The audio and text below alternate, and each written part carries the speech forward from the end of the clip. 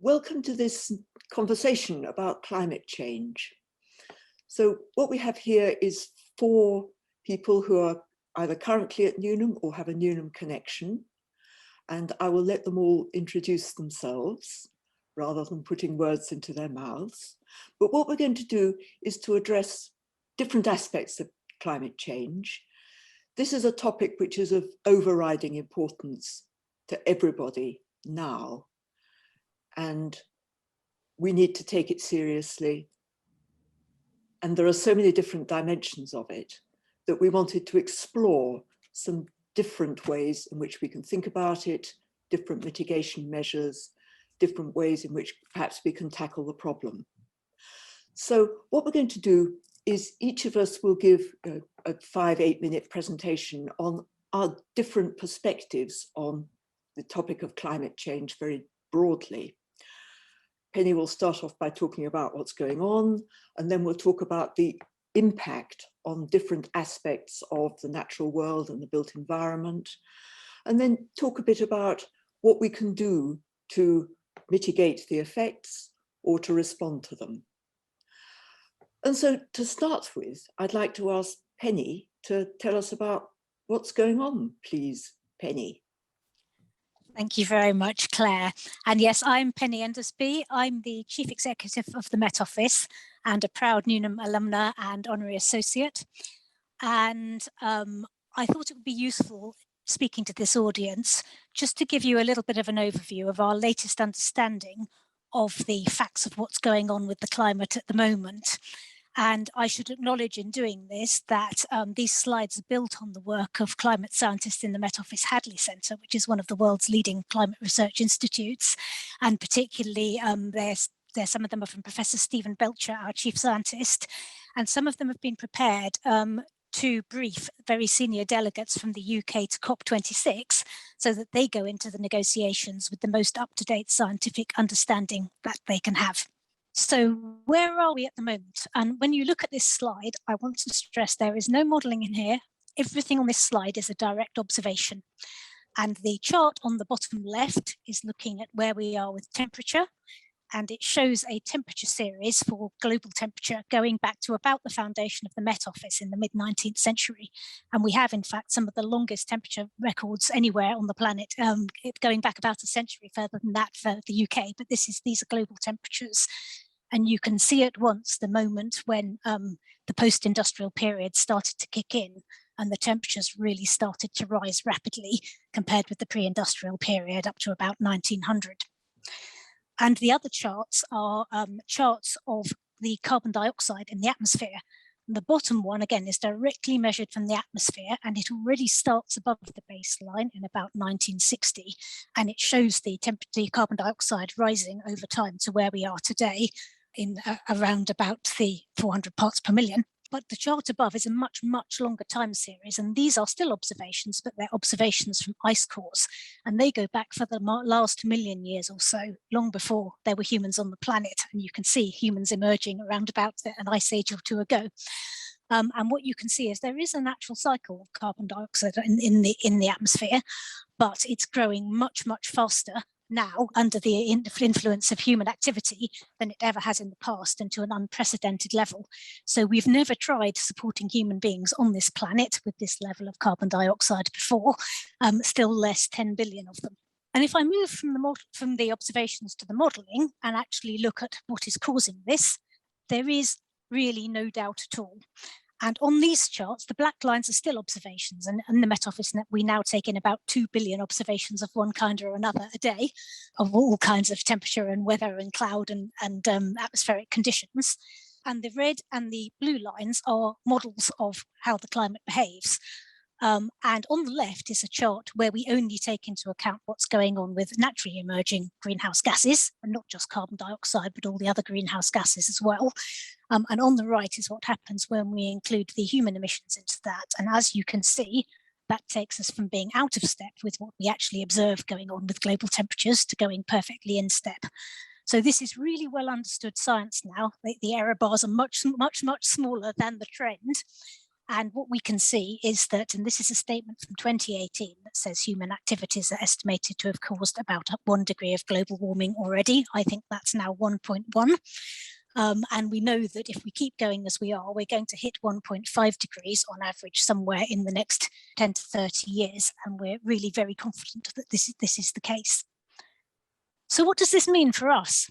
Well, in the UK, we know that global warming is going to cause us to experience warmer, wetter winters, hotter, drier summers with more intense periods of drought. But when we do get rain, summer or winter, it's likely to be more intense. So we're likely to get more severe flooding, and we'll experience fewer sort of snow and ice days. And we are already in a changed climate, and we're already seeing the impacts of this.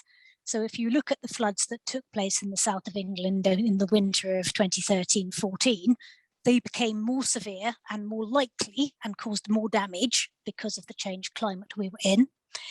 If you look at the summer heat wave of 2018 in actually the whole of Northern Europe, not just the UK, our modelling shows this was about 30 more times likely to happen than it would have been, and caused about double the excess deaths that heat wave could have caused. And it's worth saying at this point that climate change is a risk multiplier. The question to ask is not, was an event caused by climate change, but how much more likely and how much more severe was it as a result? And if we look on a global level, and the example I've picked here is the Siberian heat wave in 2020, we're getting off the scale of it there being any other cause. Actually, the temperature deviation was so extreme that it was more like 600 times more likely, almost impossible for it to have happened without human forcings on the climate. And obviously, we're experiencing a similar heat wave at the moment in Canada and the northern US. And we think that would have been a 1 in 10,000 year event in an unperturbed climate. At the moment in the climate we're in, we think it's going to happen about 2 years in 30.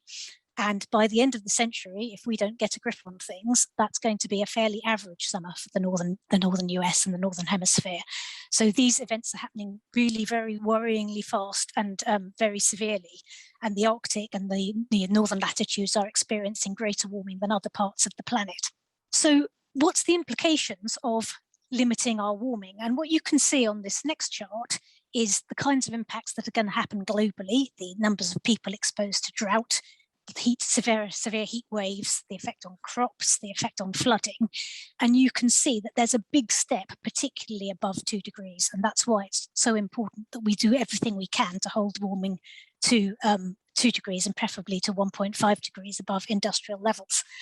And that chart on the right shows you that we're getting perilously close to that already.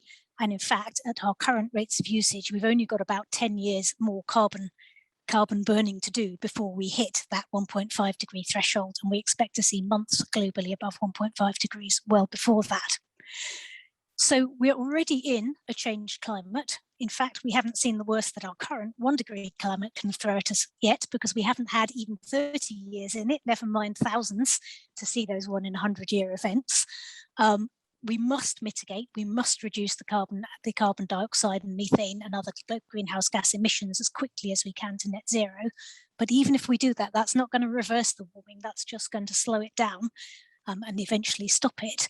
The climate will stabilise. So we also need to be prepared to adapt. And when I hand back to Claire, that's what we're going to hear about now from some of our next speakers. Before I do that, just a quick summary of what I've said.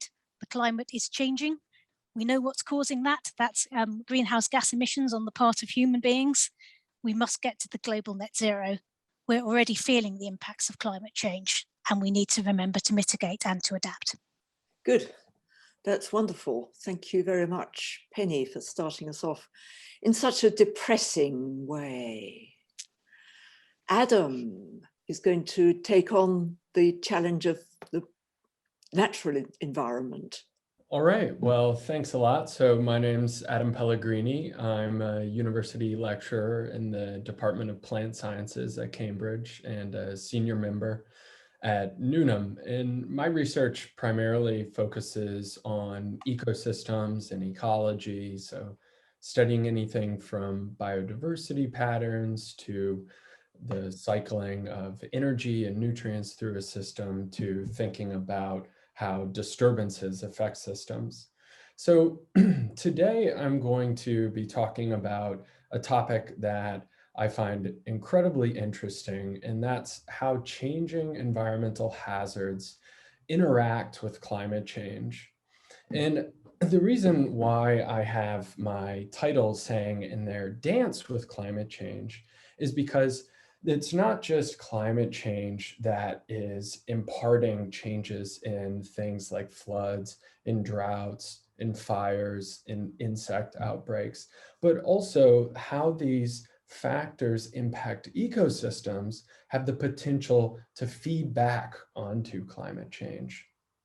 So the reason why this is the case is because when humans emit carbon to the atmosphere, actually about half of that is taken back up by both the land as well as the ocean.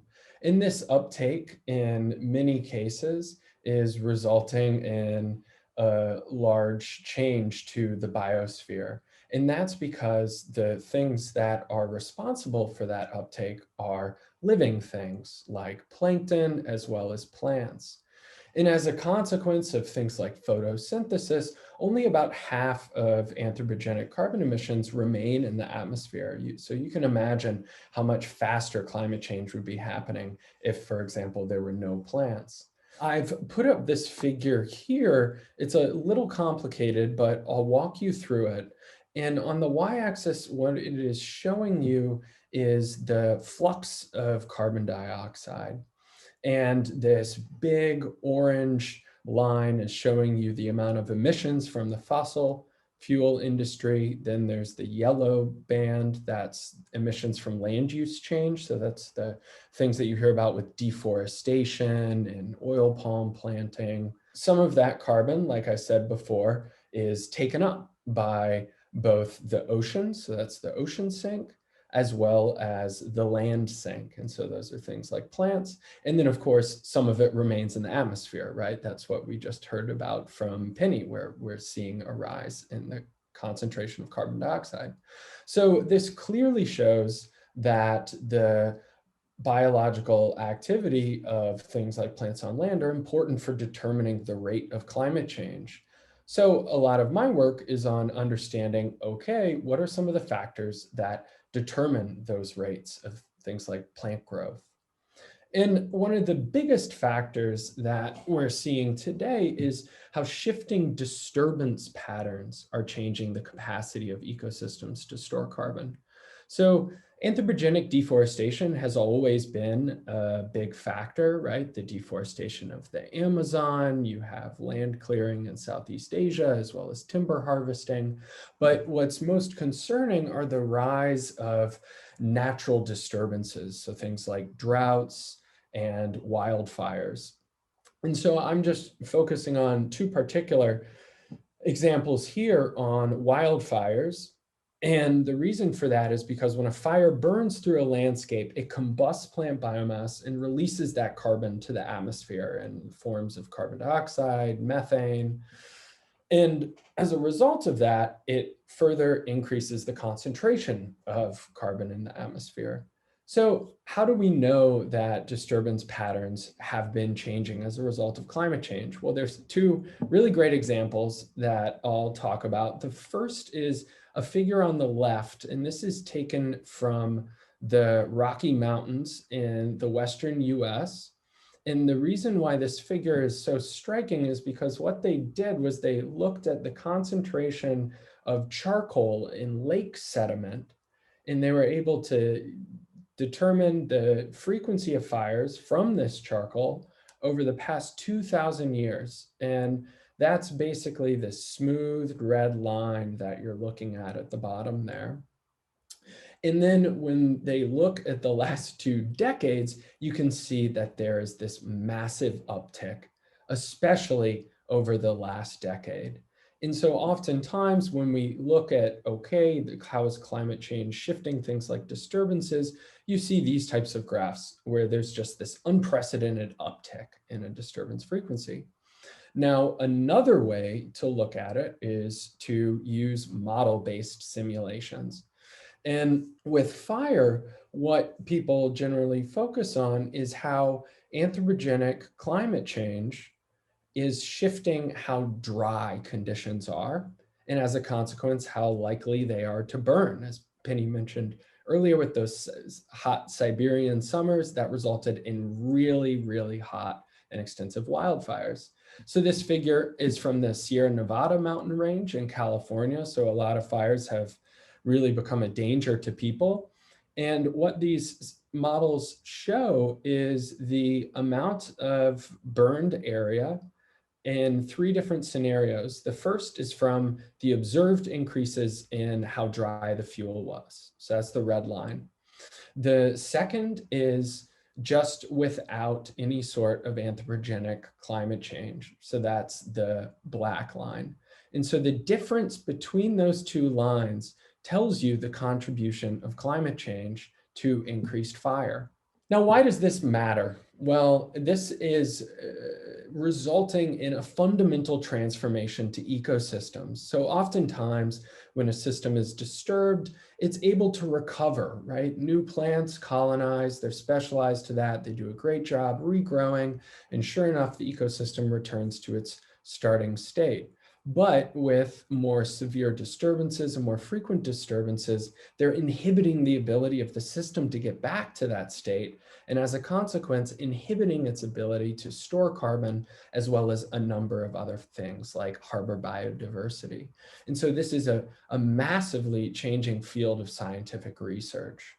So what can we do? Well, because of the importance of ecosystems in determining the global carbon cycle, there's been a lot of energy that's been put into understanding how we can manage ecosystems to sequester carbon in sustainable ways. And so that's taken on several different names, most notably natural climate solutions or nature-based climate solutions. These are things that you often hear about in the news.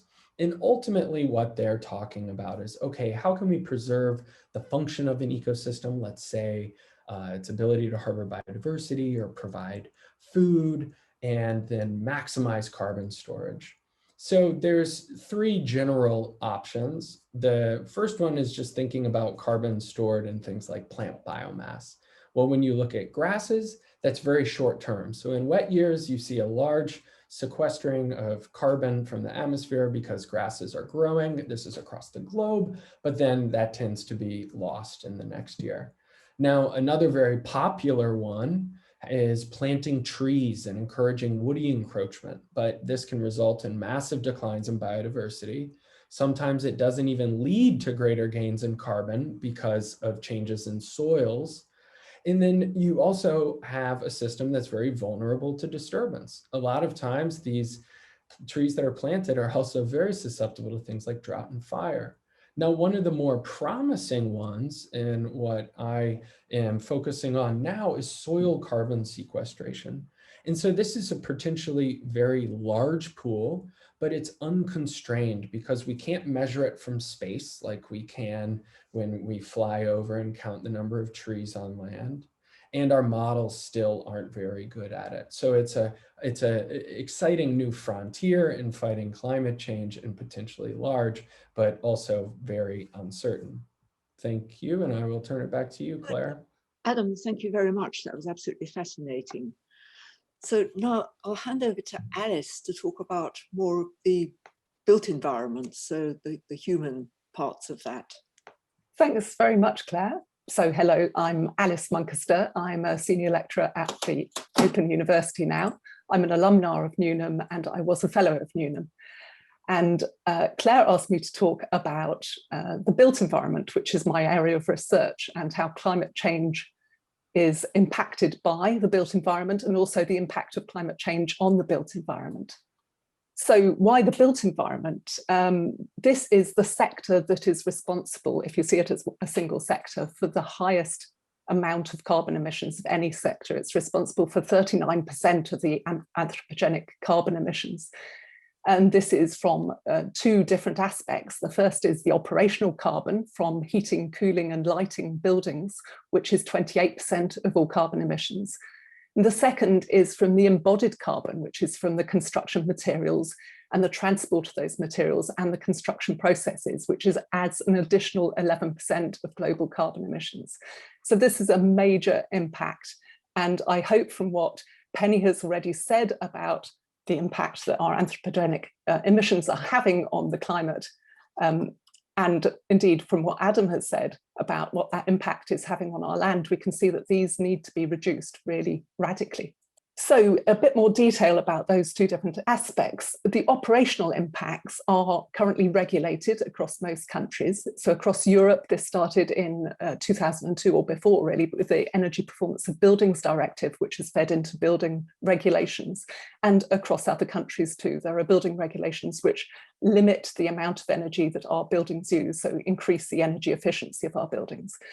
And zero carbon new buildings, zero operational carbon buildings are now possible through passive house design and other similar schemes where you have super insulated, very airtight buildings with mechanical heat recovery. Renewable electricity has really supported this, either renewable grid electricity or on-site renewables in individual buildings. So for instance, in the UK, our grid electricity has halved in carbon intensity over just the last 10 years, and it's gone down from 0.5 kilograms of carbon dioxide equivalent per kilowatt hour to 0.25 or lower now. However, embodied impacts, those are the impacts from the materials and the construction activities, are not regulated in almost any countries. I think just Netherlands and France have currently got regulations in place about embodied impacts. They are higher in rapidly developing countries such as China, a bit lower in more developed countries with older built environments such as Europe.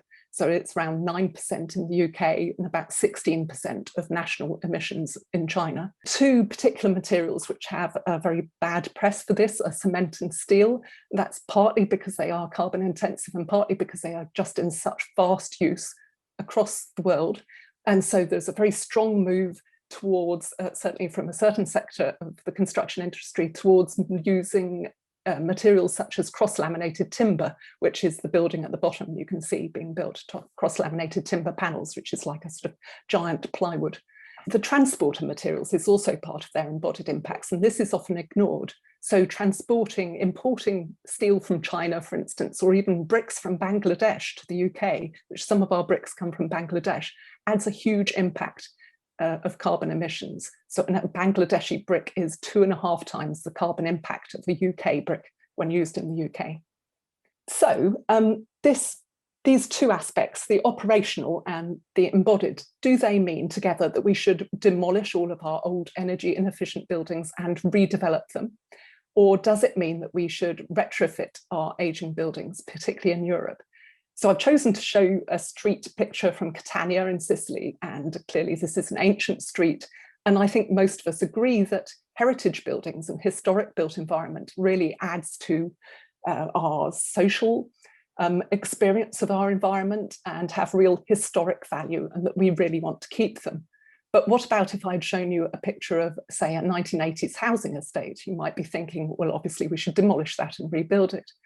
In fact, if you carry out the life cycle assessment, the answer is no, you shouldn't. You should almost always retain buildings. The embodied carbon embodied within those buildings is so huge that you don't want to demolish it and rebuild it.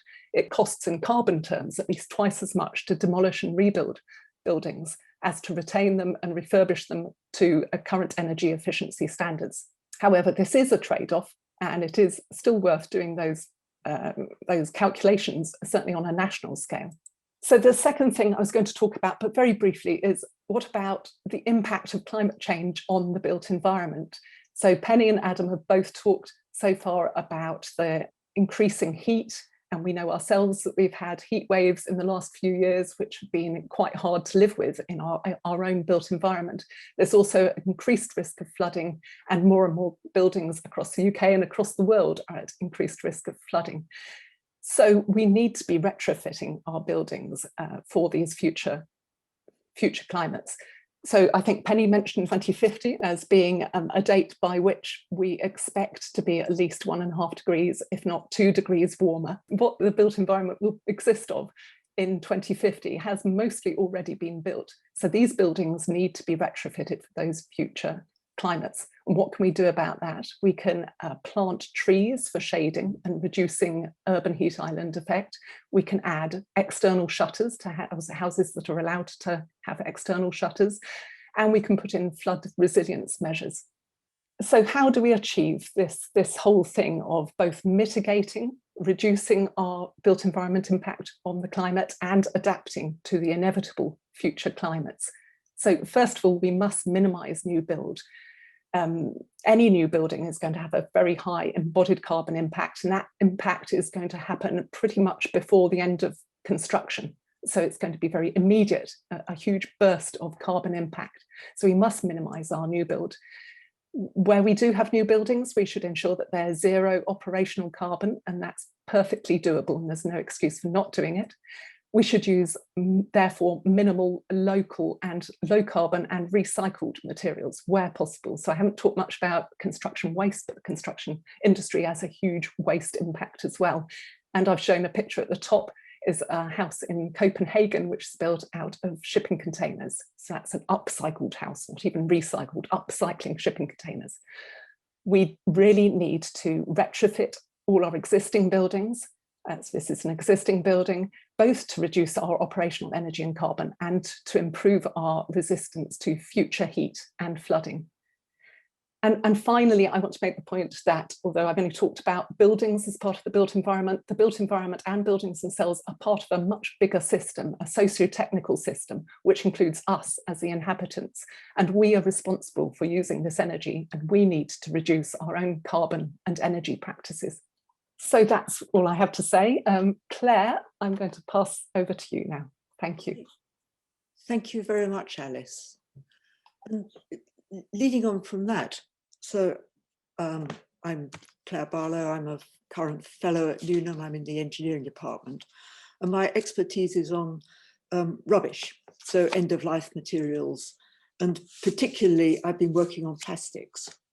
And so what I want to talk about now is some of the human aspects interrelating with the technical aspects of one of the things that we're particularly sensitive to at the moment with plastics, which is food packaging. So we're going from these huge global problems to something which is very much on our doorstep in our kitchen. But I'm going to try to make some linkages between all of those aspects. So plastics have particularly hit the headlines with marine waste, the blue planet effect. What David Attenborough has done for us is to raise our consciousness about the effect that plastics in the natural environment have. So I'm focusing on plastic packaging because here it is being 38% of our usage of plastics. The next biggest usage is in buildings, 22%, but buildings tend to stay there for a long time. And if we listen to Alice, they're going to stay there for an awful lot longer. And so although those plastics are an integral part of buildings and a very important part for making them as efficient as they can be, we needn't worry quite so much about them. The problem with food packaging is that it's very transient. And so the active life, the time when the food packaging is actually doing its job, may be only a matter of a few days and up to weeks, months at the most. So food packaging is going round and round the life cycle very fast, and a lot of it is ending up in the natural environment. So we worry about food packaging. So what's it for? Do we need it? Well, yes, we certainly do. So we need it to be able to handle liquids and powders. We need it to provide mechanical protection for all the delicate foods that we like to eat. And a really important thing is that we need it to act as a barrier layer between the product and the environment. And that barrier layer can do some really quite sophisticated things. So particularly keeping oxygen out and so keeping the food fresh. But there's a lot of food that's in a protective environment, so a gas or a vacuum, and the packaging does that. It keeps smelly cheese smells in and is generally absolutely crucial for hygiene. It has other implications as well, which are pretty beneficial for the way that we regard food and treat it. So it can reduce the amount of processing of food additives, which may be very good for health purposes. And very importantly, it also increases the acceptable length of the food chain, the supply chain, and so enables global food production. Now, this may be good because it means that we can consume food from over the globe, but do we have to do that? Is it actually the right thing that we should be buying in grapes from the other side of the world so we can eat them in January?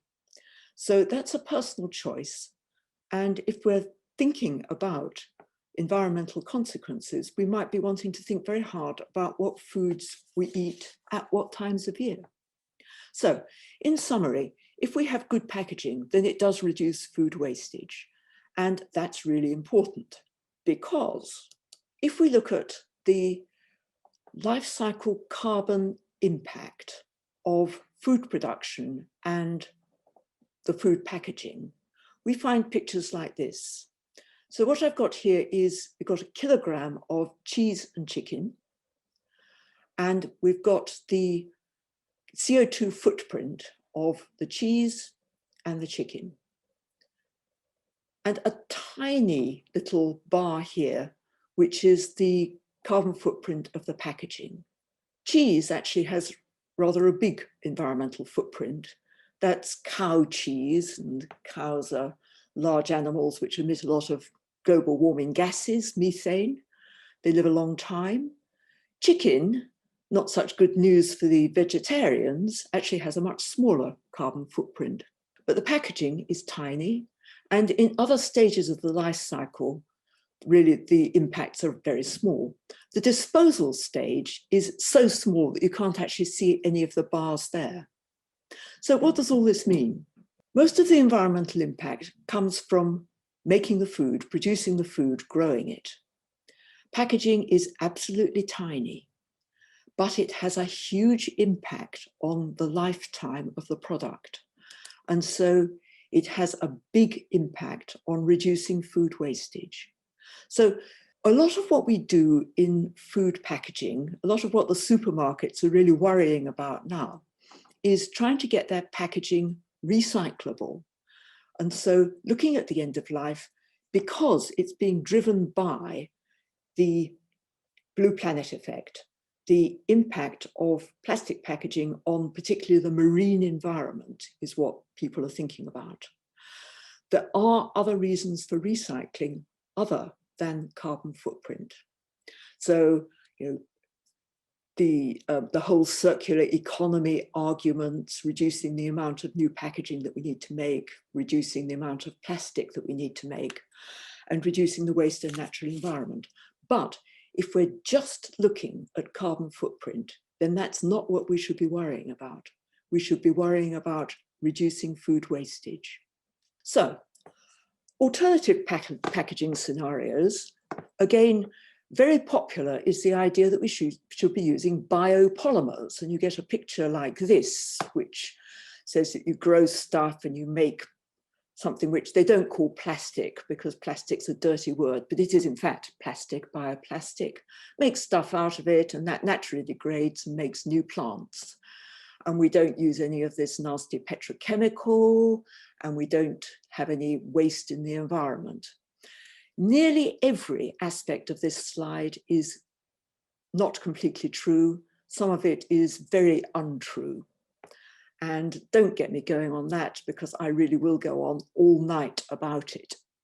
So there are really big question marks over the use of biopolymers. We'll get there in the end, but we need a lot of breakthroughs in every aspect of this, from the agriculture through to the manufacture, through to the disposal stage. All aspects of that are problematic, and biopolymers are at present a tiny fraction of the amount of polymer that we can make and are using. So they're not the answer yet.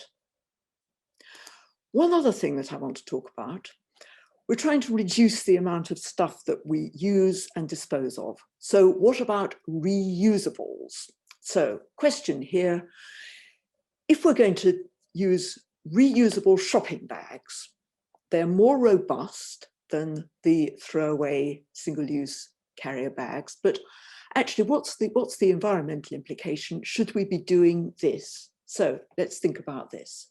Our baseline is a Sainsbury's single-use carrier bag, but we're actually being very good about this because we're going to reuse it as a bin liner at the end of use. So compare that with a bag for life, heavy-duty plastic bag. If you use that 4 times, then that has the equivalent global warming potential to one of those bags, but you have to use it 4 times. Next grade up, a bit more robust, 11 times. Paper bags, 3 times. And the one which we're all supposed to be using, these cotton bags, 131 times. Unless it's organic cotton, in which case it's 400 times, because organic cotton is much more difficult to produce, and so it's more resource intensive. And we're looking here at the global warming potential.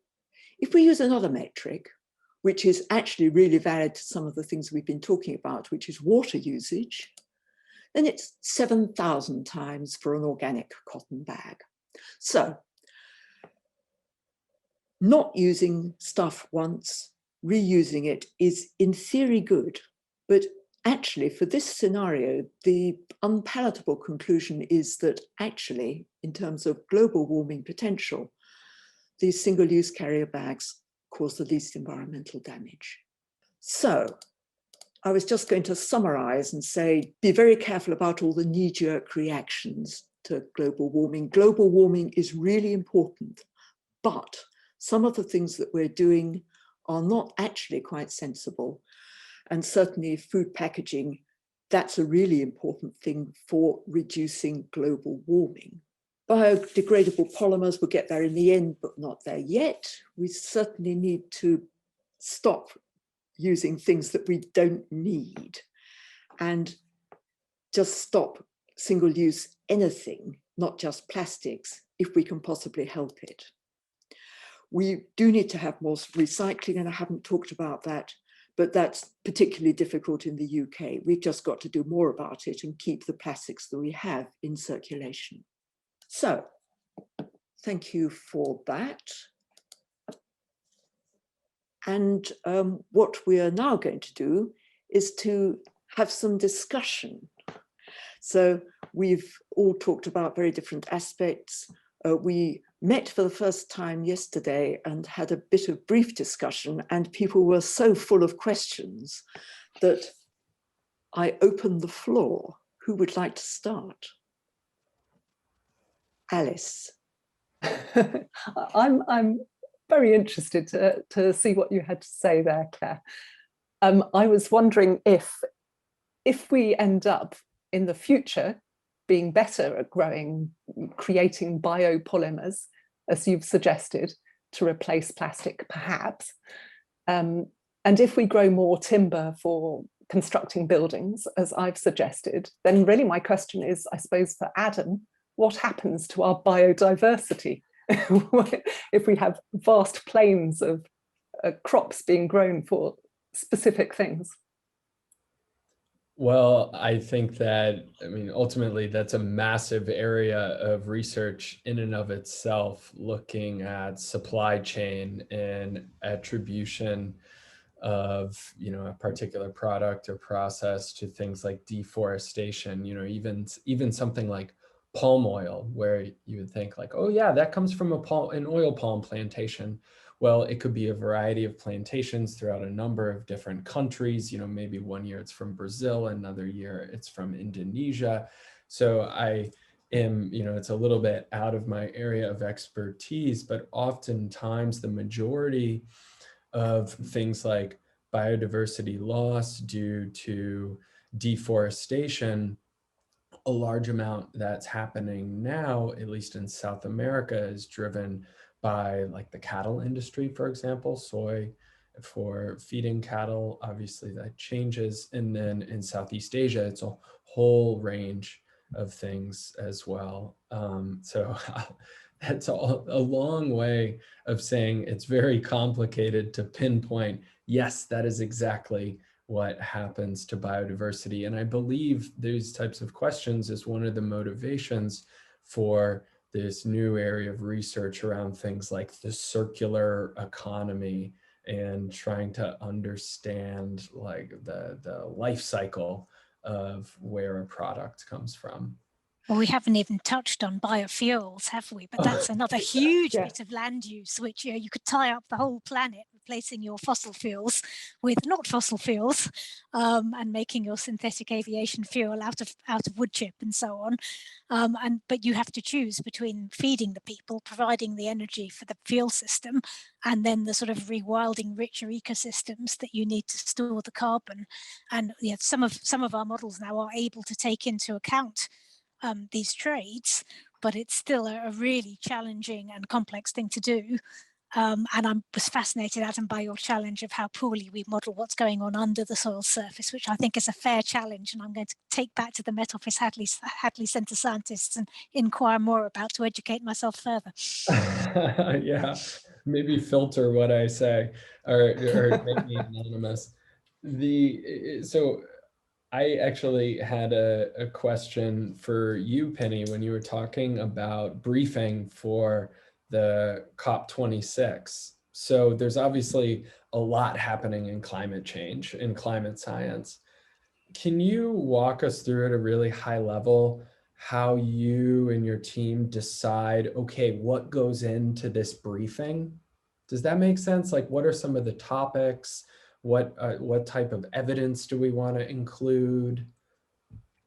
So there's things we do on a national level, and then there's things we do on a global level. And I maybe should start with those, because obviously the core information that feeds COP26 is from the IPCC, the Intergovernmental Panel on Climate Change, and they produce their big report, some of which I quoted from the last one. And Met Office scientists play a huge part in that. Our models will go into what informs it. We have people leading chapter authors and so on. They've just passed the deadline, I think, for submitting those chapters. So that global consensus is really, really important. Over and above that, particularly because we're hosting this year, or co-hosting, we have lots of people, so politicians and officials, for whom this is not their specialist subject, but nevertheless they want to go in with the best evidence base they can, and they tend to come from different perspectives. So some are particularly interested in adaptation or in helping developing nations not follow our path through being a very high carbon economy before they become a lower carbon one. And so then we would tailor the briefings to that. And the slides I picked were ones that were really aimed at the generalist, what's going on, and how severe it is, but there's a lot of how sure are we, what's going to happen at the tipping points, those sorts of things, which are really important for deciding our negotiating stance and what we most want to influence other nations to do. Thanks. Yeah, I was just curious about the insight into that whole process. So, Adam, for you, what should we be doing?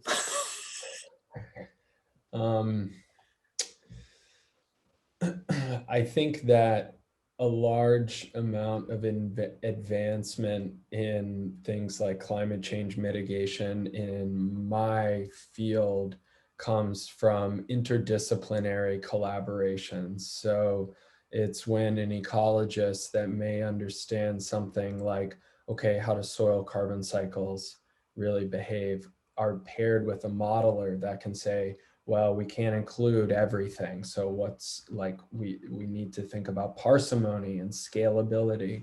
And then you start interacting with people like in the economics or in the political realm that actually talk about, to Penny's point, okay, is biofuel, can we plant it everywhere to use it to fuel something? Or what are the constraints on things like food production in particular countries, right? When you begin to incentivize for some things, it comes at the cost of other things that have a real impact on human livelihoods. And that's something that, for example, is totally out of the purview of my research. I think that what we can do is just continue the conversation and collaboration among across scientific disciplines in forums like this, you know, as far as what can an individual do right now. I think that some of the main things is think a little bit about your the amount of beef that you eat. There's all these new terms like beef budget. I think you can calculate that online. As well as flying. I mean, there's these big ticket items that can be used, but that again is outside of my area of expertise. Alice, I was going to ask much the same sort of question of you. I mean, you've made it very clear that we should be retrofitting rather than new build. In the UK, can we do that? Or are the regulations preventing us from doing the sensible thing? Well, when we were talking yesterday, Penny was mentioning, as we can see, in fact, from her backdrop, that she lives in an ancient house and has problems with being allowed to retrofit in an energy efficient way. And about 20%, I think, of our built environment in the UK was built before 2019. Sorry, before 1919, rather more, so before 2019. So those buildings could all be counted as heritage and historic buildings. And what do we do about them is the big question. Do we want to preserve them exactly as they are and let them use too much energy or not? So that's one specific question, I suppose. And the answer there is various. There's some research we're doing at the moment which shows that people like Penny who live in ancient houses actually use less energy than those who live in modern houses. And as another part of the research shows that the building materials are poorly modelled by our current tools. So their houses themselves are actually more energy efficient than the models show. So if you get an energy performance certificate, it will actually show that you are using less energy than the models suggest that you are. There are obviously heritage friendly ways we can retrofit, and lots of things that people who live in heritage buildings would like to do and that are currently not allowed to do. But the rest of the buildings, if you take my house, which is 1920s, there's an awful lot that you can do. It's a solid walled, it's got external render, you can add external insulation, you can put in double glazing, of course, you can block up all your drafts around your doors and windows, you can add in loft insulation. It's very, very easy to actually do this. And it's also easy to just turn your temperature down. And this can save a huge amount of carbon emissions across the country if we all just turned our thermostats down, wore more jumpers. As I'm not today, but. But you haven't got your air conditioning on either. No, nor our heating. There is, yes, no air conditioning. I have to say, so retrofitting for future climates, avoiding air conditioning and particularly avoiding standalone portable air conditioning units such as are in use across Mediterranean very hot cities is really important, because they just chuck out the heat to the outside and make the cities hotter and make the problem worse and use a lot of energy. And it's, yeah.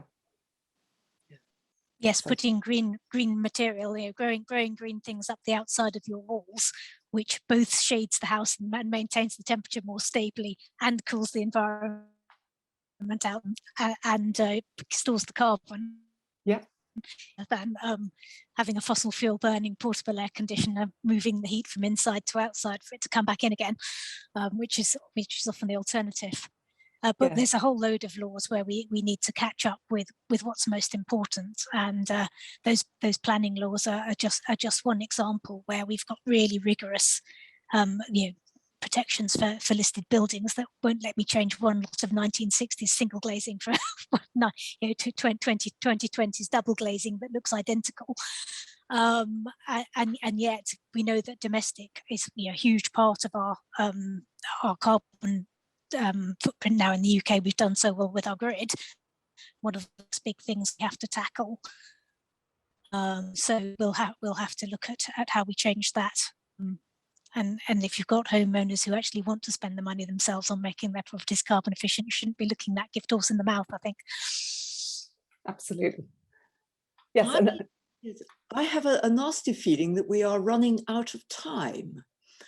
So I think that we should just do a bit of a wrap up, and I will ask each of the panelists just to spend about a minute giving their take-home message to the audience that I hope we will have. So Penny, would you like to give us your thoughts? Well, I think people often ask me when I speak at these climate change events, what's the thing I should do? And I think David Attenborough's advice is the best, because all of our lives are different and the adjustments we can make a difference. But he says, don't waste. So whatever it is, and it touched on your food packaging, or on sitting around with your car engine running, or whatever it is, I had not fully appreciated that you can waste a building. But Alice has made me think about just how wasteful it is. So we think when we're on brownfield sites, we're doing a good thing, right? It's rather than rolling it out over the green fields.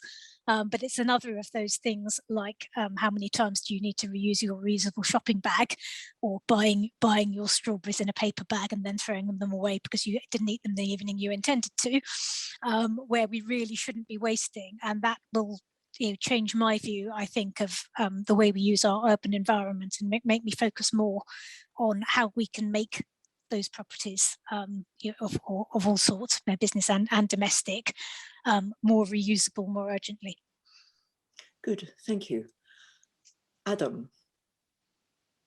Yeah, so I think that a take home is that when we think about climate change and what we can do to try to mitigate climate change, and then what are the factors that are contributing to climate change, we really do need to think about disturbances to ecosystems and just the health of ecosystems overall. And it's really is a two-way street. When we think about climate shifting, the stress on ecosystems, it's not just that, right? The stress on ecosystems and how they respond in turn can feed back to climate change.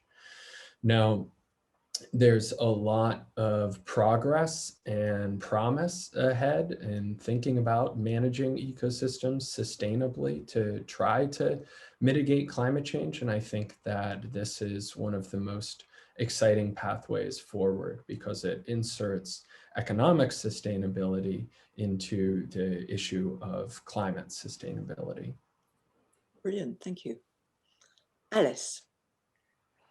So I was going to say, going back to the Second World War, I think perhaps what we should all be doing is more make, do and mend, whether it's buildings or plastic bags, and perhaps, Claire, we can just reuse the thin plastic bags, and that would be better still.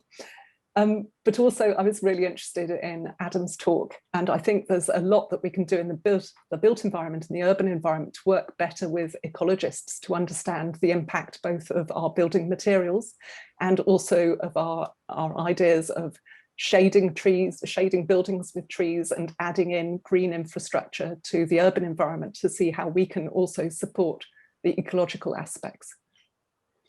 Brilliant. Well, from my perspective, I think just about everything has been said. I could just echo some of the local aspects. So local food production is something which I didn't talk about, but reduces the supply chain length, reduces transport, and must boost the local economy. And the other thing that I would say finally is plastics are not all bad.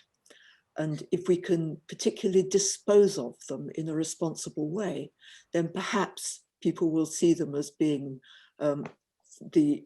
still the wonder material that they actually are, despite all the bad press that they've had. We've had a very interesting conversation, and I've learned an awful lot. I've thoroughly enjoyed it. So thank you all very much indeed for your participation.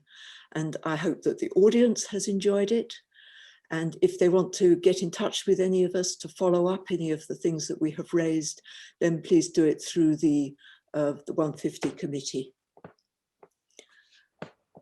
Good. Thank you. Thank you.